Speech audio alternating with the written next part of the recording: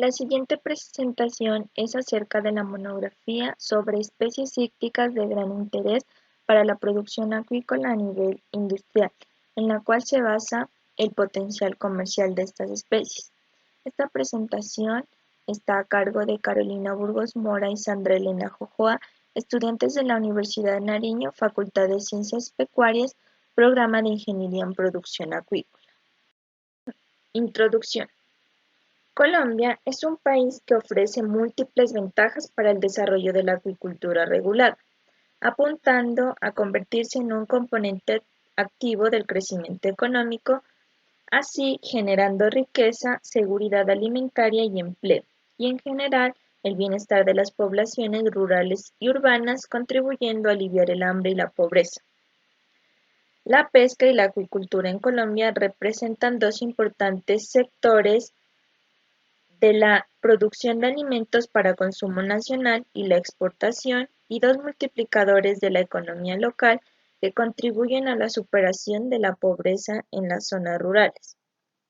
De acuerdo a esto, se planteó el siguiente problema: ¿por qué incrementa la demanda de especies cíclicas comerciales en Colombia para fines industriales? Esto refleja que hay una delimitación en cuanto al aprovechamiento de las especies cíclicas y su potencial, aun cuando la actividad acuícola ha crecido en forma acelerada en las últimas décadas. El desarrollo y consolidación del sector ha sido lento y parcial en relación a su potencial y comparado con otros sectores agropecuarios. A partir de esto, el presente documento se basó en la investigación acerca del potencial que tiene Colombia. Es así como se planteó la siguiente hipótesis: la abundancia de especies cíclicas en Colombia permite suplir la demanda del mercado, aprovechando este potencial para fines de producción y expansión acuícola. El presente documento se compone de las diferentes secciones para dar respuesta o solución al problema y de esta manera aceptar la hipótesis. Especies cíclicas de gran interés para la producción acuícola a nivel industrial. Colombia es un país tropical con una gran cantidad de cuencas hidrográficas que lo proporcionan en un lugar destacado en recursos hídricos en el mundo. Posee una de las mayores diversidades de peces del planeta y uno de los más altos índices de biodiversidad. El país cuenta con múltiples sistemas hidrológicos diversificados en cuerpos de agua dulce, salobres y marinos, con una gran variedad de pisos térmicos con características climáticas estables a lo largo del año, con terrenos con aptitud y con una vasta red fluvial que recorre casi todo el país, lo que ofrece un muy amplio potencial para el desarrollo de la acuicultura. El interés por la acuicultura continental está representado exclusivamente por la piscicultura, principalmente por la producción de especies de interés comercial como son la tilapia roja, plateada, cachama y trucha, y algunas especies nativas, siendo las dos primeras las que muestran una mayor dinámica en la producción y participación en el mercado. Las especies nativas con mayor participación son la cachama blanca, negra, el bocachico, el yamú y otras especies como los bagres. Acuicultura de especies comerciales. Los cultivos comerciales en Colombia se enfocan en dos especies introducidas como son la tilapia y la trucha, así como también las especies nativas como son cachama y bocachico, que también tienen representatividad, pero de los cuales la especie más producida es la tilapia.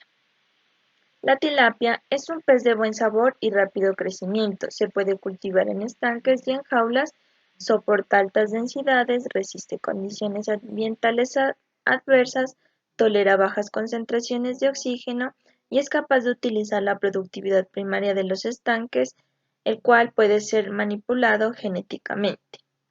La carpa común y su variedad, que es carpa espejo, son las únicas carpas cultivadas en Colombia. Su monocultivo es realizado en estanques en tierra, principalmente en zonas templadas, en las que ninguna de las otras especies tiene buen desarrollo. La cachama es una especie que se cultiva en estanques de tierra empleando en la etapa inicial fertilización orgánica o inorgánica, la cual se utiliza densidades entre 1 y 3 peces por metro cuadrado para obtener 540 gramos en 6 meses.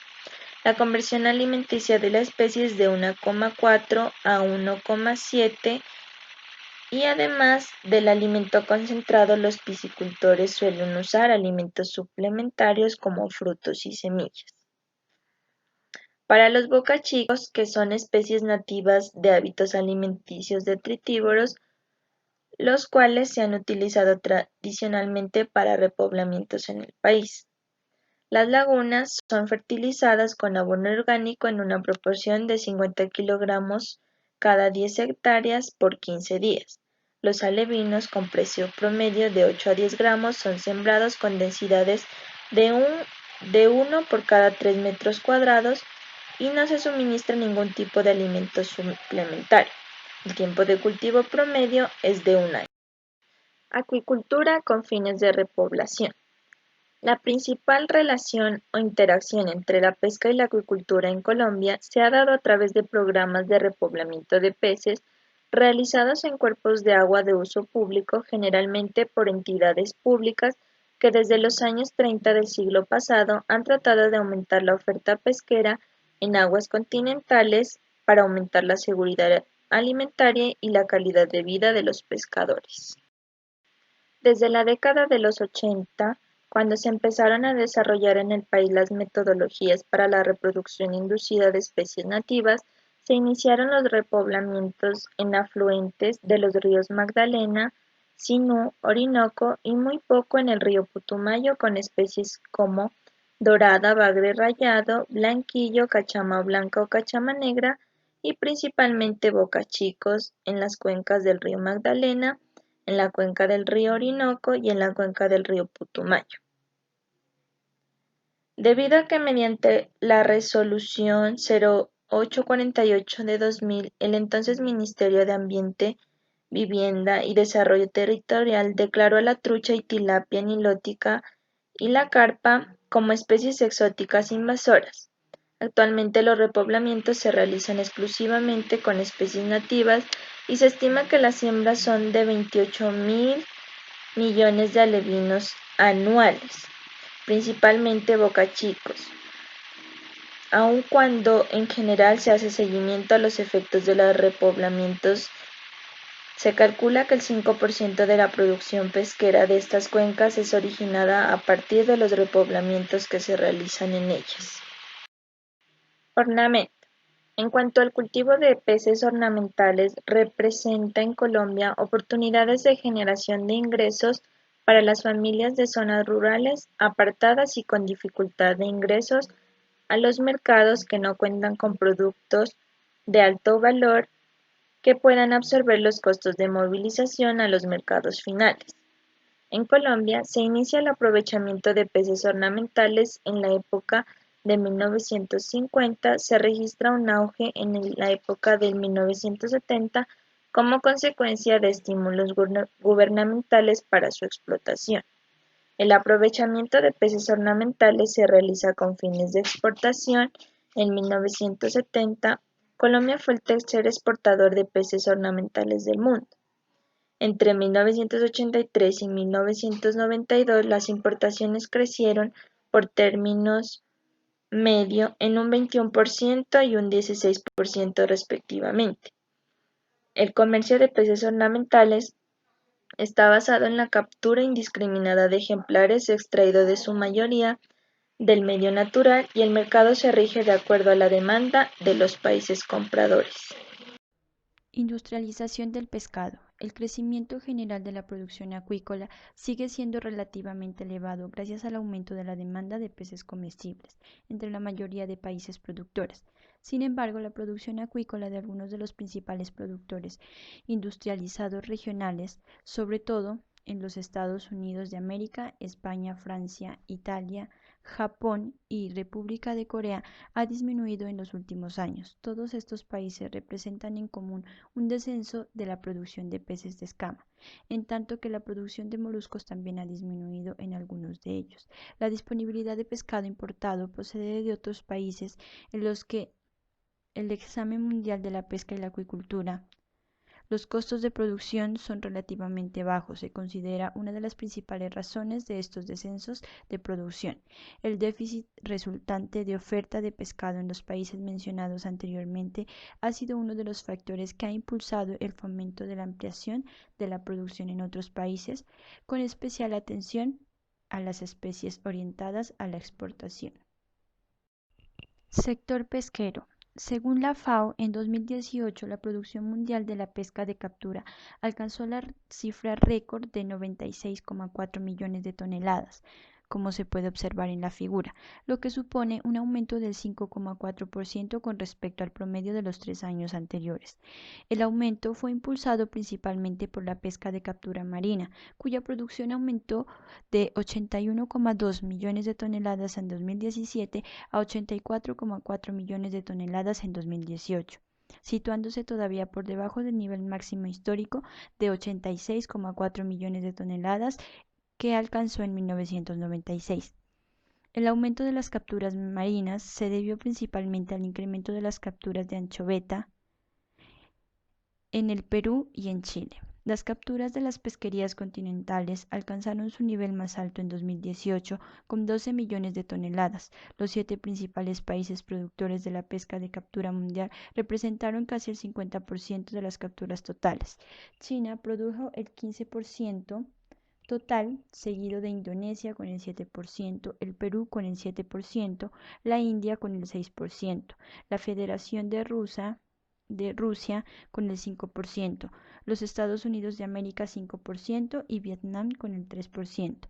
Los 20 países principales productores representaron alrededor del 74% del total de la producción de pesca de captura.